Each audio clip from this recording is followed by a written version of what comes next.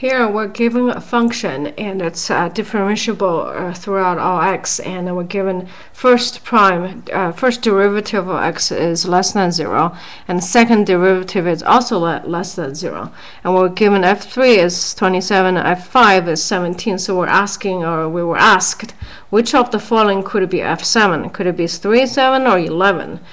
This is a really good question, and it probably be one of those I would favor to put on my test for my students as well.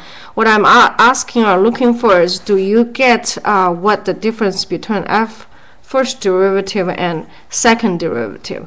First derivative basically give you slope, since we were given that f prime of x is less than 0, so slope is a negative slope.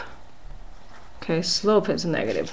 Now, second derivative, on the other hand, if it's less than 0, that means that the change delta in first derivative is also decreasing.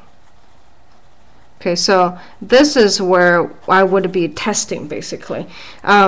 That's plotted 3, 5, and 7. So let's see, first f of 3 was given it's 27. Okay, so f of 5 we were given it's 17. So you can see we don't know what the graph roughly it's dropping. We know that because it's first slope is negative. It's dropping, and in the span of 2 units over, we dropped 10 units. Okay, and because the second derivative is also negative, which means the drop slows down. So we can't have more than 10 units, because if that 10 units drop at f7, then we have a second derivative equal to 0, because we're not speeding up or slowing down on the drop.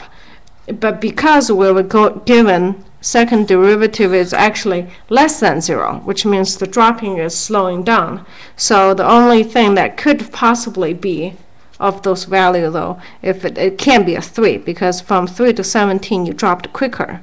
Okay, so this one would actually give you a second derivative bigger than 0, if that's the truth.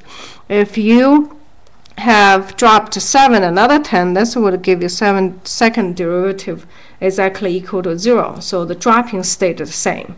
Okay, it's only this one that's a correct answer, because f to the 7 is stopped at 11.